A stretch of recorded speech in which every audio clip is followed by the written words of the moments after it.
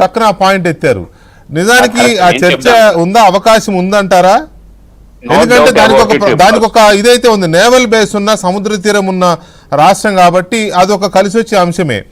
కానీ అంత తొందరగా రెండో రాజధానిని ఏర్పాటు చేసే ఆలోచన కేంద్రం చేస్తుందా? మీకున్న అవగాహన దాని మీద బ్రీఫ్ గా ప్లీజ్. తప్పనిసరిగా ఇది సెకండ్ క్యాపిటల్ ఆఫ్ ఇండియా జరగాల్సిందే. అంత అవకాశం ఉన్నటువంటి రాష్ట్రంగా మన ఆంధ్రప్రదేశ్ ఉంది. ఎందుకంటే ఇటు మీకు ఇచ్చాపురం దగ్గర నుంచి అభివృద్ధి కార్యక్రమాలు స్టార్ట్ అయ్యాయి. ఇంటర్నేషనల్ ఎయిర్పోర్ట్ భోగాపురంలో వచ్చిన తర్వాత, మరి ఇప్పుడు మనకు అద్భుతమైనటువంటి క్యాపిటల్ నిర్మాణం జరిగిన తర్వాత ఇంత గొప్ప గ్రీన్ సిటీ భారతదేశంలో మళ్ళా ఇదే కనిపిస్తుంది మీకు. అందుకనే మన అందరం ఎందుకు తపన పడుతున్నాం, చిన్న చిన్న అంశాల పట్ల మనం ఆలోచన చేయట్లేదు. రేపు మోడీ గారు వచ్చిన తర్వాత పెద్ద మనసుతో వారి ఆదేశాలు ఇవ్వగలిగితే చంద్రబాబు నాయుడు గారు అనుకునేటట్టు పూర్తి నిర్మాణాలు జరుగుతాయి. ఎందుకంటే చిన్న చిన్న విషయాలు, ఇప్పుడు బాలకోటయ్య గారు ఆవేదన చెందుతున్న దాంట్లో నాకు ఒక రెండు విషయాలు ఉన్నాయి.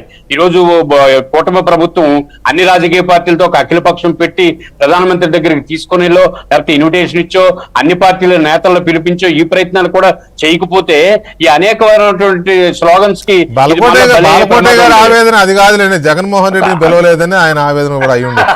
కాబట్టి గ్యారంటీగా ఈ అమరావతి అనేది వేరంగా బిల్డ్ కావాలి. అలాగే ఈ రాష్ట్రానికి అభివృద్ధి వైపు అడుగులు వేయాలంటే నరేంద్ర మోడీ గారు మనస్ఫూర్తిగా సాయం చేయాలి.